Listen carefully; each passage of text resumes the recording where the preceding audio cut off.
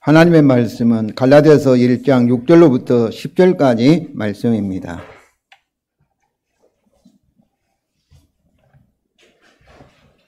교독하시겠습니다. 갈라디아서 1장 6절로부터 10절까지 말씀, 신약성경 302쪽에 있습니다. 그리스도의 은혜로 너희를 부르신 이를 이같이 속히 떠나 다른 복음을 따르는 것을 내가 이상히 여기노라.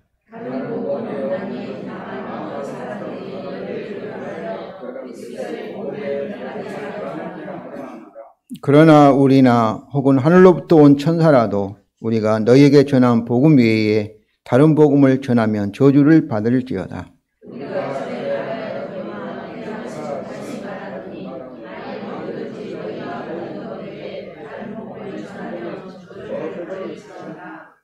우리 다 같이 읽겠습니다. 이제 내가 사람들에게 좋게 하랴, 하나님께 좋게 하랴, 사람들에게 기쁨을 구하랴. 내가 지금까지 사람들의 기쁨을 구하였다면 그리스도의 종이 아니니라.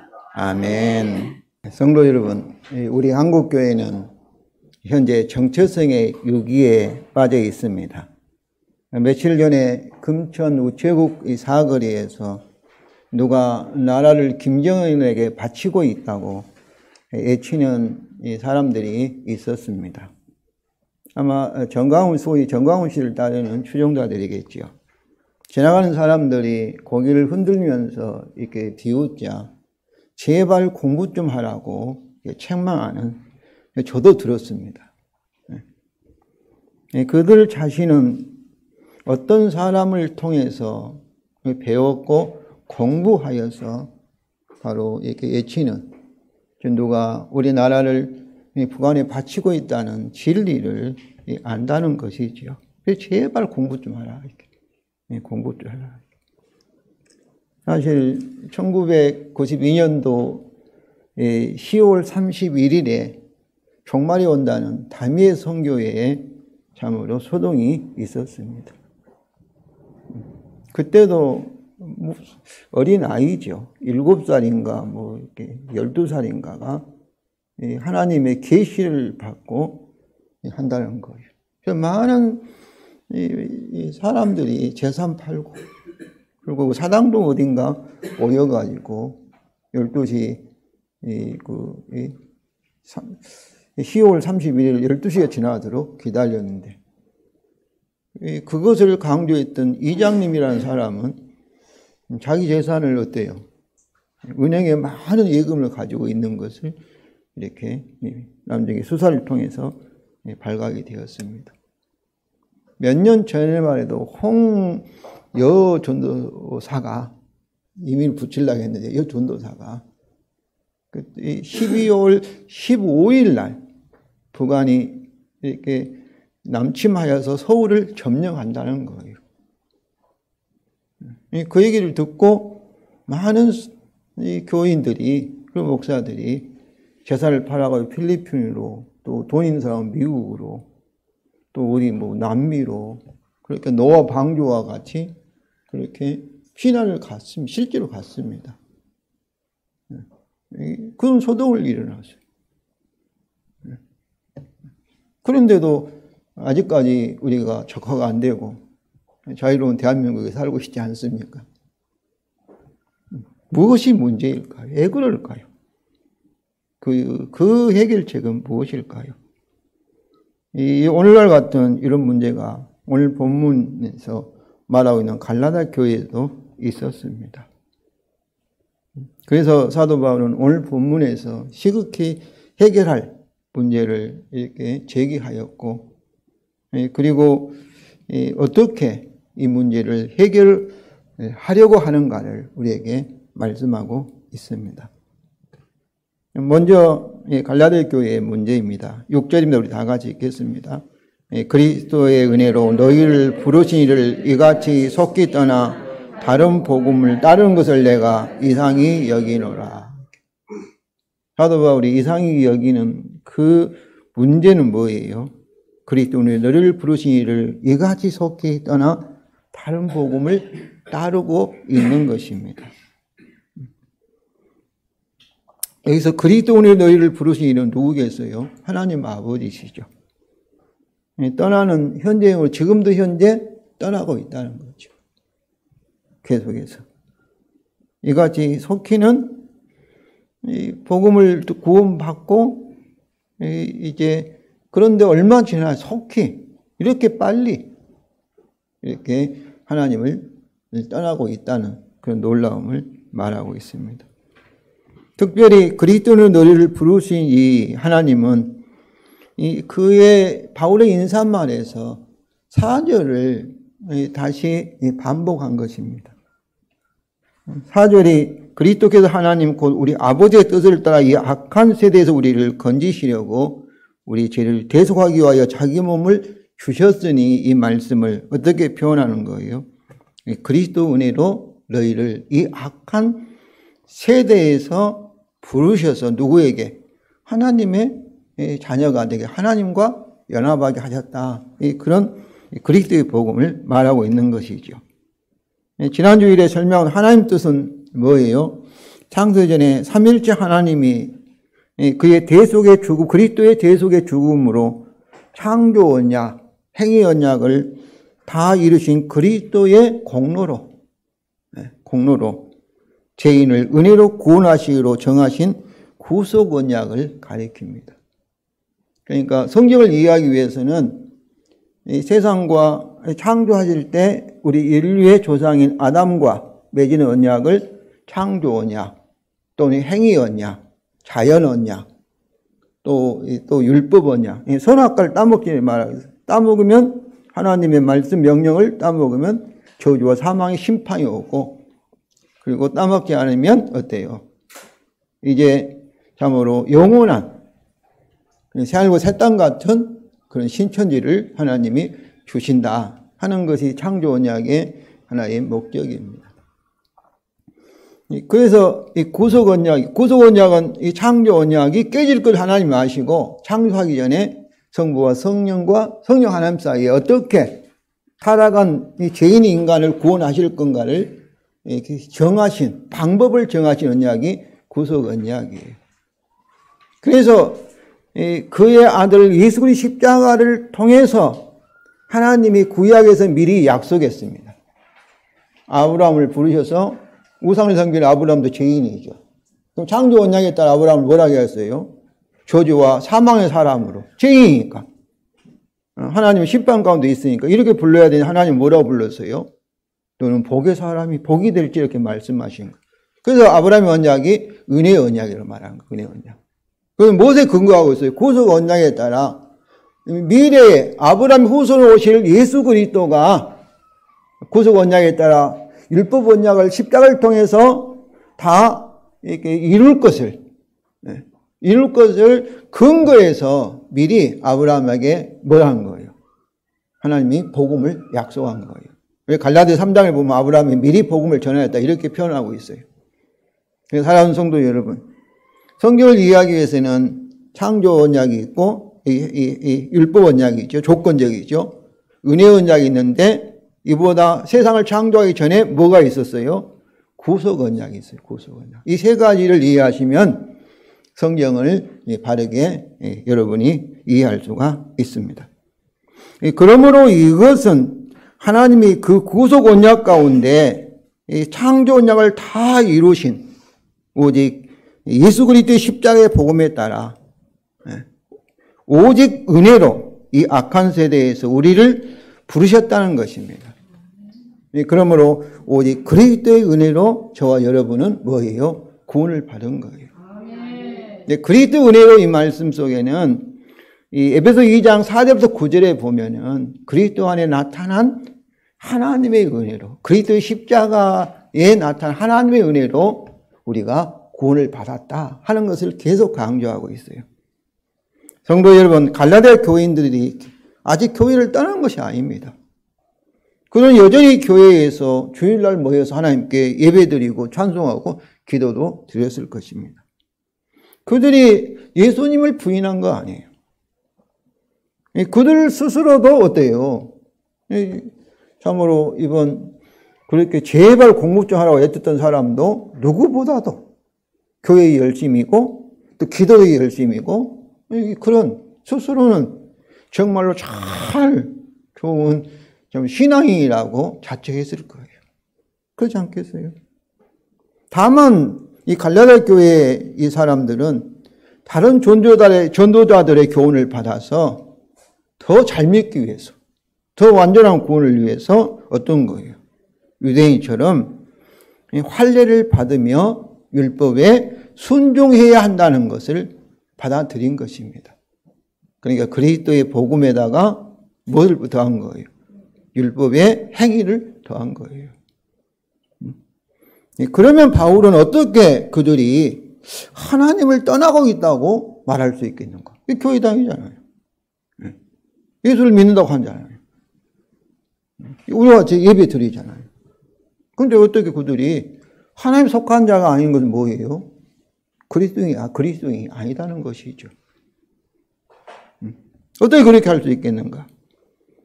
그들이 바울 사로부터 이미 받은 그리스도의 복음에다가 다만 무엇을 더했어요? 할례를 받아야 된다든지 율법 행위, 어떤 조건들을 더한, 여기서 말한 다른 복음을 따르고 있기 때문입니다.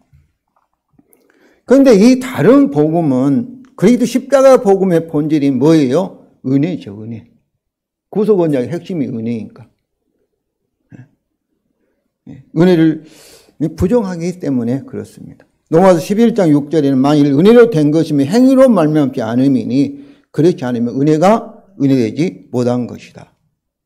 은혜와 행위는 반대지죠. 은혜는 뭐예요? 하나님 은혜로서 조건이 없습니다. 무조건입니다. 이 조건이 없는 것에다가 하나의 조건을 더하면 뭐가 돼요? 그것은 은혜가 되지 않고 행위가 되어버립니다. 그러잖아요. 이 은혜의 특징은 어떤 조건도 없어요. 아무리 죄를 많이 지어도 예수 그리스도의 십자가의 대속의 죽음의 근거에서 하나님은 어때요? 은혜로 우리를 구원하시고 지금도 은혜를 대하시고 은혜로 우리를 구원을 완성하실 줄로 믿습니다. 이것이 그리스도의 복음이에요. 그런데 여기다가 아주 작은 어떤 조건을 더하면 그때는 뭐예요? 은혜가 되지 아니하고 조건적인 복음이 되어버린 거예요. 복음이 되어버린. 어떤 보면 할례 그거 받으면 뭐 별거 있냐 이렇게 생각하지요. 그런데 여러분 완전히 깨끗한 결점이 없는 아주 100% 순수한 금에다가 한 1% 아주 불순물 넣으면 그건 뭐예요? 순수하지 않는 것이죠. 그러잖아요. 무결점인데 거기다가 점 하나 찍으면 결점이 있는 것이 되어버린 것처럼. 그리스도의 이 은혜의 복음에다가 어떤 행위 조건 아주 작은 걸 더해버리면 그때는 그리스도의 복음, 은혜의 복음이 되어버리지 않기 때문입니다. 그러므로 이런 다른 복음을 따른 그들은 그리스도의 은혜로 그들을 구원하신 하나님을 떠난 것이라 이렇게 한 것입니다. 그렇다면 다른 복음은 무엇일까요? 실제로 우리 다 같이 읽겠습니다. 다른 복음이 없나니 다만 어떤 사람들이 너희를 교환하여 그리스도의 복음을 변하게 하려 함이니라. 여기서 다른 복음이 없나니 해서 우리말 다른은 이렇게 우리말 다른이라는 단어가 헬라어에는 두 종류가 있어요. 헤테론이라는 이 단어가 있고 알로스라는 단어가 있는데 헤테론은 사과와 배와 같이 완전히 종류가 다른 것을 헤테론이라고 얘기해요. 그리고 알로스는 사과인데 또 하나 사과. 이것을 말할 때 알로스예요. 알로스. 우리가 예수님도 파라클레스 유로자인데 성령님도 유로자인데 일때는 헤테론을 안 써요. 알로스예요. 종류가 같은 유로자. 그렇게 표현하고 있어요. 근데 여기서 이 다른 복음이 원래는 다른 복음이 없나니까 그것은 다른 것이 아니다 해서 알로스 복음이 아니다 이렇게 얘기해요. 그러므로 이 말은 이 다른 복음이 없다는 것은 복음이 아니다. 가짜 복음이다. 그런 뜻이에요. 그러니까 이 복음은 사과인데 그것은 다른 사과가 아니다 이거예요. 그것은 뭐와 같다는 거예요? 배화나 감과 같다. 이 그런 말씀이에요. 그것은 다만 너희를 교란하여 그리스도의 복음을 변하게 하기 바라는 어떤 사람들이 있는 것뿐이다. 여기서 변하다 이 말은 이 변하게 하기는 메타스텝사인데 스텝4가 바꾸다, 변화시키다예요. 그래서 메타라는 것은 강조형이기 때문에 완전히 바꾸는 거예요. 완전히 뒤바꿔 버리는 것을 의미해요. 그러므로 그것은 다른 복음이 아니라 전혀 복음이 아니라 심지어 복음이라 부를 수 없는 율법주의의 이단이라는 거예요. 왜냐하면 그리스도의 복음을 거기에다가 어떤 조건을 더하면은 그리스도의 복음을 완전히 바꿔버린 거죠. 그리스도의 복음의 본질은 뭐예요? 은혜예요. 은혜. 죄인을 값없이 공짜로 오직 믿음으로 우리 죄를 용서하시고 의롭다 하시고 우리를 구원하게 하시는 것이 그리스도의 십자가 복음의 특징이에요. 본질이에요. 거기에다가 어떤 행위 요소, 조건을 더해버리면 그것은 그리스도의 복음을 완전히 뒤바꿔버리는 다른 복음이 아니라 가짜다. 이 그런 말씀이에요. 그러면 갈라디아 교인들이 왜 이같이 속기 그리스도의 은혜로 부르신 하나님을 떠나 거짓 교사들의 가짜를 따르게 되었을까요? 왜 그러겠어요? 그들이 진짜를 확실히 알고 믿지 못하기 때문이죠. 그리스도의 복음을 확실히 알고 믿지 못하고 특별히 그리스도의 복음의 은혜의 본질을 알지 못하고 있기 때문에 언뜻 들어보면 그러잖아요. 예수님 믿고 거기에다가 더 열심히 막 순종하고 뭐 하면은 더 하나님이 기쁘게 하지 않을까 이렇게 생각하는 것은 당연하죠. 오늘날도 그렇게 생각하는 목사들이 많고 그런 교회들이 많습니다. 그런데 그것은 뭐예요? 복음이 아니다는 거예요. 왜냐하면 은혜를 이렇게 없애버리니까. 은혜의 특성을 바꿔버리니까. 그 이단이에요. 사도 바울이 가는 곳마다 이와 같은 율법적 이단을 변질된 복음과 싸운 거예요. 빌립보 교회도 마찬가지고 고린도 교회에서도 마찬가지고 자꾸 우리 사람은 믿음으로 은혜로 구원받아 하면서 거기에다 무엇을 더하려고 해요. 그것이 우리 타락한 인간의 어떻게 보면은 본능이라고 볼 수 있어요. 그들이 그리스도의 은혜의 복음을 확실히 알고 믿었다면 어떠겠어요? 결코 가짜 복음을 따르지 않았을 것입니다. 그렇지 않겠어요? 모르니까 당하는 거예요. 모르니까. 이제 성도 여러분, 바울은 어떻게 이 갈라디아 교회 이 문제를 해결하려고 하였나요?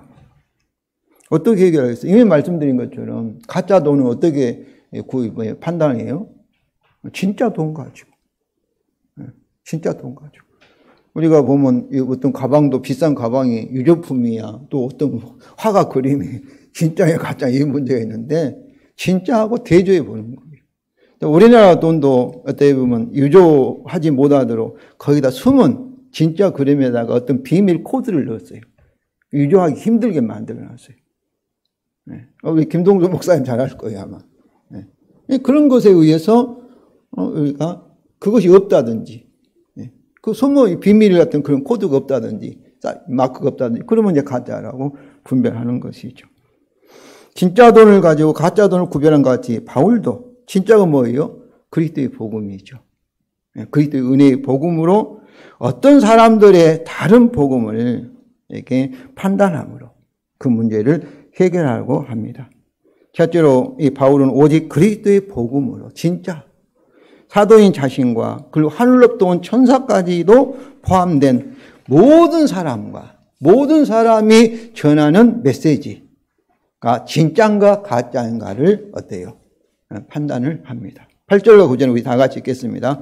그러나 우리나 혹은 하늘로부터 온 천사라도 우리가 너에게 전한 복음 외에 다른 복음을 전하면 저주를 받을지어다. 우리가 전에 말하였거니와 내가 지금 다시 말하노니 만일 누구든지 너희가 받은 것 외에 다른 복음을 전하면 저주를 받을지어다. 좀 내용은 잠깐 바꿨지만 두 번이나 반복하고 있잖아요. 여기서 중요한 단어가 전치사 예의 다른 이 파르라는 전치사예요. 이것은 뭐뭇을 벗어나면 이게 뭐뭇 예의 다른이 뭐겠어요? 뭐뭐 얘기했어요? 그리스도의 복음 외에 우리가 사도들이 바울 사도를 포함해 사도들이 전한 이 복음 외에 그리고 바울 사도로부터 너희가 받았던 그리스도의 복음 외에 다른 것을 전하면 이 복음과 다르면 뭐라는 거예요? 그거는 가짜라는 거예요. 그래서 이 벗어난다든지 넘어선다든지 부족하다든지 그런 뜻이에요. 예의라는 말. 뭐가 기준이라는 거예요? 바울을 보면 사도들이 전하였으며 그들이 바울도 이미 받은 그리스도의 복음이 기준이라는 거예요. 이 진짜 복음에 벗어나거나 일치하지 않거나 또 부족하다면 그것이 누구에서 혹은 어디서 왔든지 또는 무슨 내용이든지 뭐 천사라고 하든지 아무리 기적과 능력을 행하고 뭐 천사와 같이 말을 잘하고 무슨 뭐 초자연적인 막 능력을 행하고 막 뭐 계시를 받았다 하고 뭐 꿈을 꿨다 하고 이렇게 말하든지 무엇과 다르면 사도들이 전한 그리스도의 복음과 다르면 그건 뭐라는 거예요? 그건 가짜라는 거예요. 이 말은 어떤 말씀이에요? 오직 그리스도의 복음만이 모든 설교, 모든 책, 가르침, 그리고 모든 사람들을 판단하는 절대 기준을 가진다는 것입니다. 오직 그리스도의 복음만이. 성도 여러분, 바울은 이것을 성경을 가지고 한 것이 아니라 무엇을 가지고 해요? 그리스도의 은혜의 복음을 가지고 한 것입니다. 왜냐하면 그리스도의 복음이 뭐예요? 모든 성경의 중심 내용의 주제예요. 그리스도가. 그러니까 성경책은 다 누구 책이에요? 그리스도를 계시하는 책이에요. 구약이나 신약 성경이나. 성경을 가지고 엉뚱한 소리 하면 그리스도가 아닌 어떤 엉뚱한 소리를 하면 그것은 뭐예요? 성경을 막 인용하고 성경을 말한다. 그거는 가짜예요. 중심 주제예요. 중심 주제. 그러므로 성경이 계시하는 그 은혜의 복음 그 자체가 성경보다 먼저 앞선 권위를 가지고 선행적 권위를 가지고 있기 때문입니다. 다시 말하면 선행적 권위라는 것은 성경을 해석하는 교회나 성경을 해석을 통해서 어떤 신학, 우리 장로교는 개혁주의 신학이나 또 성경을 가지고 여러분 설교하고 있는 제가 설교의 내용이나 뭐예요? 성경 가지고 하니까 나는 성경이 성경적이다 이렇게 말할 수도 있어요. 그러나 그것은 뭐예요? 그리스도의 은혜의 복음과 다르면은 왜 그러잖아요. 다르면 그것은 안성경적이다는 비성경적이라는 말씀이에요. 가짜라는 말씀이에요. 그래서 바울은 사도인 자신과 천사까지도 포함한 모든 사람을 뭐 아래도요? 그리스도의 은혜의 복음의 권위 아래 종속시킵니다.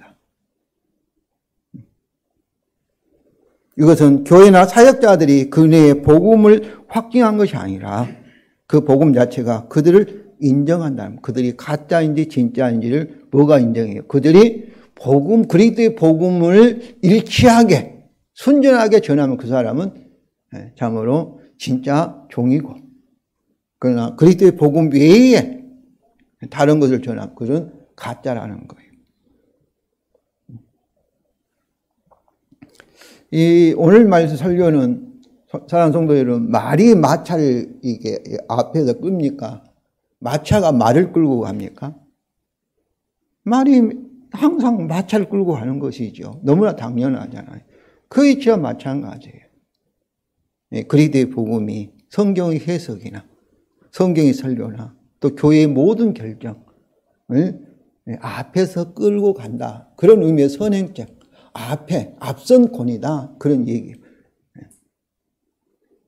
그렇습니다. 오늘날 교회 사역자들의 권위와 인격도 아주 중요하지요. 그러나 더욱 중요한 것은 그리스도의 은혜의 복음의 권위입니다. 그들의 권위는 무엇을 위한 권위예요? 그리스도의 복음을 위한 권위이기에 그 복음 그 자체에 비하면 2차적인 권위인 거예요. 사도권을 막 주장하잖아요. 바울이 사도라를 주장한 것도 무엇을 위해서? 그리스도의 복음을 위해서 주장한 거예요. 오늘날 특사의 대사가 중요하잖아요. 그런데 대사, 특사가 우리나라를 대표로 가가지고 마음대로 하면 되겠어요? 대통령의 위임을 받아 가기 때문에 대통령이 전하는 메시지가 중요한 것이지, 내가 특사니까 내 마음대로 가서 외국과 막 계약을 맺어버리고 조약을 맺어버리고 그래서는 문제가 되는 것이죠. 이게 2차적이죠, 2차적. 1차적인 뭐예요? 그리스도의 복음이에요. 그리스도의 복음. 그래서 누구도, 어떤 사람도 모든 성경의 중심 주제, 절대 주제인 그리스도의 은혜의 복음에 1.1획도 가감하여 전파하거나 가르칠 수 없다는 것입니다. 요한계시록 22장 18, 19절 우리 다 같이 읽겠습니다. 내가 이 두루마리의 예언의 말씀을 듣는 모든 사람에게 증언하노니 만일 누구든지 이것들 위에 더하면 하나님이 이 두루마리에 기록된 재앙들을 그에게 더하실 것이요 만일 누구든지 이 두루마리 예언의 말씀에서 제하여 버리면 하나님이 이 두루마리에 기록된 생명의 나무와 및 거룩한 성의 참념을 제하여 버리리라. 오늘 보면 저주하리라는 말씀과 같은 것이죠. 바울은 저주를 받을 거다 이런 무서운 격렬한 표현을 반복하여 사용하여서 이것을 강조하여 경고하였습니다. 그리스도 복음을 전하고 가르치고 하는 것이 중요하다. 이것에 벗어나서 가르친 자든지 전한 자가 있으면 그 사람은 저주를 받는다는 거예요. 여기서 2번 반복했잖아요. 그러면서 우리가 전에 말하였고 내가 지금 다시 말하노니라는 표현대로 바울은 어때요? 전에도 지금도 항상 이것을 강조하였다는 거예요. 왜냐하면 성도 여러분, 이 교회와 저와 여러분은 사도들의 신앙에 기초하고 있다는 말씀은 사도들이 전한 그리스도의 복음이 저와 여러분의 뿌리라는 거예요. 기초라는 거예요. 복음이. 근데 기초를 흔들면 어떻겠어요? 그 집은 무너지는 거죠. 성도 여러분, 저주를 받을 때 무서운 경고는 현재 우리에게도 특별히 교회의 사역자들에게 그대로 적용이 될 것입니다. 그렇습니다. 오직 그리스도의 은혜의 복음만이 모든 사람과 모든 메시지를 판단하는 유일한 절대적인 권위이기 때문에 그렇습니다. 그러므로 오직 그것이 오늘 교회의 모든 문제를 해결하는 선행적 권위라는 것을 확실히 아시기를 바랍니다. 둘째로 바울은 그의 복음으로 어떤 사역자가 그리스도의 종인가 아닌가를 판단을 합니다. 그 10절입니다. 우리 다 같이 읽겠습니다. 이제 내가 사람들에게 좋게 하랴 하나님께 좋게 하랴 사람들에게 기쁨을 구하랴 내가 지금까지 사람들의 기쁨을 구하였다면 그리스도의 종이 아니니라.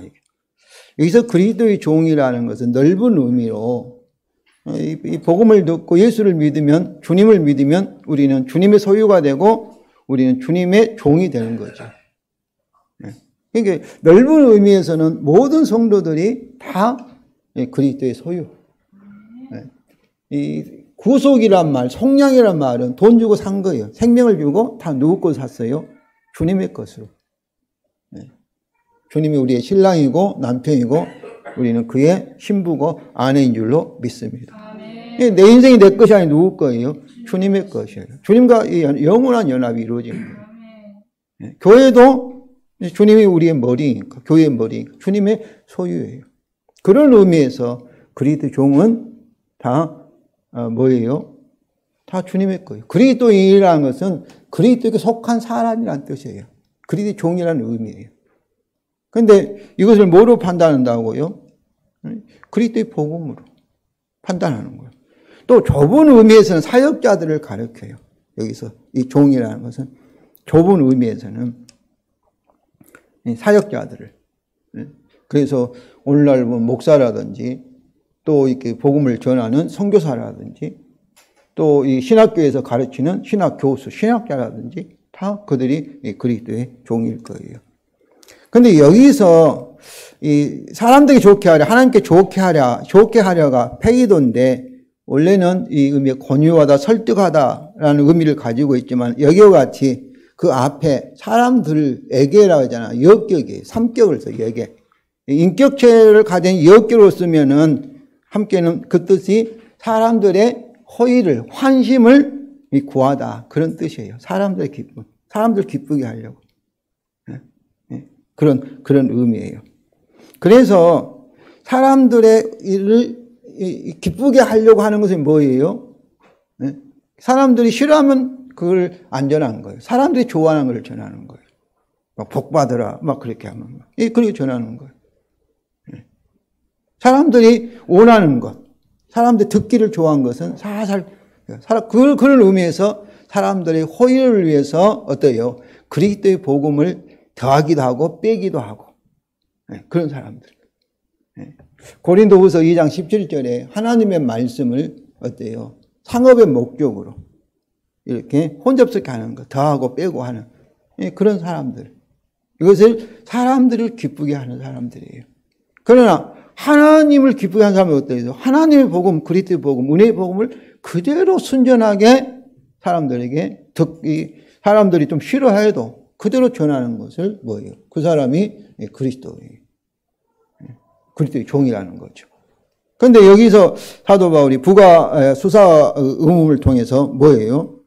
내가 사람들의 호의를 구하랴, 하나님의 기쁨을 구하랴 해서 자기는 뭐예요? 사람들의 호의를 구하기 위해서, 호의를 위해서 복음을 이렇게 변화시키는, 다른 복음을 전하는 그런 사람이 아니라 자기는 누구라는 거예요?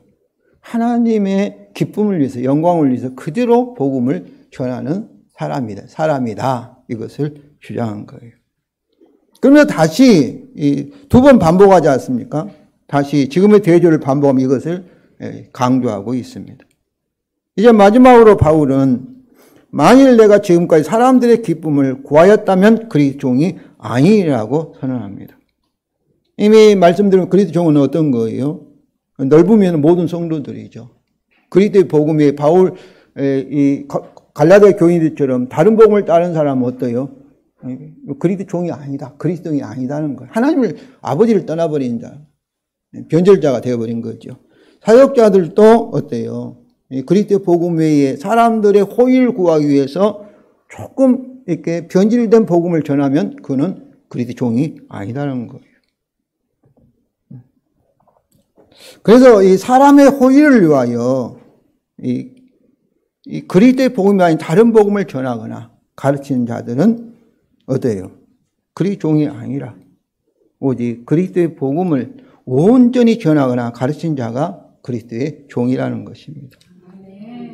그러므로 하나님의 기쁨이 아니라 사람들의 호의를 위하여 다른 복음을 전하는 자들은 명목상은, 겉모습은 다 목사지요. 선교사지요. 그리스도의 종이라고 하지만 실제는 뭐라는 거예요? 오늘 이 사도 바울이 전한 말씀의 판단에 보면은 뭐예요? 그들은 실제는 가짜라는 거예요. 가짜. 우리 한국교회가 정책 유기에 빠졌다는 것은 제가 볼 때는 제 판단이 100% 맞는 거 아니에요. 누가 뭐 딱 지정해서 말할 수 있으면 가짜들이 많다. 가짜 목사가 많다. 왜 그러겠어요? 그 이유가 왜 그러겠어요? 그러므로 우리는 무엇을 가지고 오늘날 사역자들, 목사나 선교사나 신학자들을 판단하겠어요? 그리스도의 복음으로. 그 진짜 그리스도의 종인가 아닌가를 판단해야 할 줄로 믿습니다. 그러니까 설교를 드릴 때, 테이블톤을 드릴 때도 이 사람이 하나님의 은혜의 복음을 전하는가. 다 은혜로 구원받은 자에게 천국 간다고 얘기해요. 그러면 거기다 무엇을 더해요? 뭐뭐 하면 조건적으로. 오직 예수 그리스도의 십자가의 복음의 근거에서 우리는 오직 믿음으로 공짜로 값없이 참으로 우리는 구원받고 참으로 이렇게 천국에 가는데 거기다 뭐를 더해요. 그러면 그 사람은 뭐예요? 율법주의 이단이 되어버린 겁니다. 그런데 왜 사람들이 그걸 좋아하냐면 그 더한 것이 더 맞는 것 같아요. 논리적으로, 이성적으로. 이 사회가 다 율법주의 사회이기 때문에, 조건적인 사회이기 때문에 그래요. 조건적이기 때문에. 더 익숙한 거라. 은혜의 복음을 전하면 사람들이 이렇게 그럴까 하면서도 마음이 와닿지 않아요. 비논리적이니까. 그것은 오직 성령을 통해서 계시를 통해서만 믿을 수 있다고 저는 생각합니다. 율법적으로 설교하면 다 알아요. 쉽게 이해가 돼요. 그러니까 믿어지니까 그렇다고 거기에 끄덕끄덕하게 돼 있어요. 성도 여러분, 그리스도의 복음이 갈라디아 교회 같이 이렇게 변화되는, 변질되는 경우가 아주 많습니다. 그의 복음이 어떤 문화나 정치적 상황이나 어떤 사람들로 인하여 그들의 이데올로기에 따라 뭐 우파 복음이 되거나 좌파 복음이 되거나 또 기복주의 복음 등으로 변질되어 가기도 합니다. 그러면 어떻게 그리스도의 복음이 이것들을 접촉하여도 변질되지 않고 그대로 보존하게 할 수 있을까요? 저는 정확한 답은 모릅니다. 그러나 항상 말이 이 뒤에가 있으면, 마차 뒤에 있으면 문제가 발생하지 않겠어요? 말이 항상 앞에서 마차를 끌고 가는 것처럼 복음이 이것들의 뒤가 아니라 항상 앞에 둬야 되는 거죠. 앞에 복음이. 모든 문제를 판단하고 해답할 때 뭐가 앞서야 돼요? 그리스도의 은혜의 복음이 앞서야 된다는 거예요. 목사의 설교나 뭐 성경 공부의 해석이나 모든 책이든지 항상 말이 앞에서 마사를 끄는 것 같이 복음이 무엇보다 선행적 권위를 가지게 할 때 우리가 복음을 변화시키는 것이 아니라 복음이 우리를 변화시키도록 할 때, 허락할 때 그때만 우리가 사도들 받은 그리스도의 복음을 온전히 보존해서 그대로 우리 후대에 참으로 개성시킬 수 있다는 것입니다. 이 단순한 진리인 것 같지만 몰라요. 이거 한다 해서 우리 한국교회가 문제 해결될지 어쩔지 모르겠어요. 그러나 제 생각에는 그리스도의 복음이 앞서 우리를 끌고 갈 때 모든 문제에 앞서 끌고 갈 때 우리 한국교회의 정체성의 위기는 그래도 줄어들지 않을까, 조금씩 해결되지 않을까 그렇게 생각해 봅니다.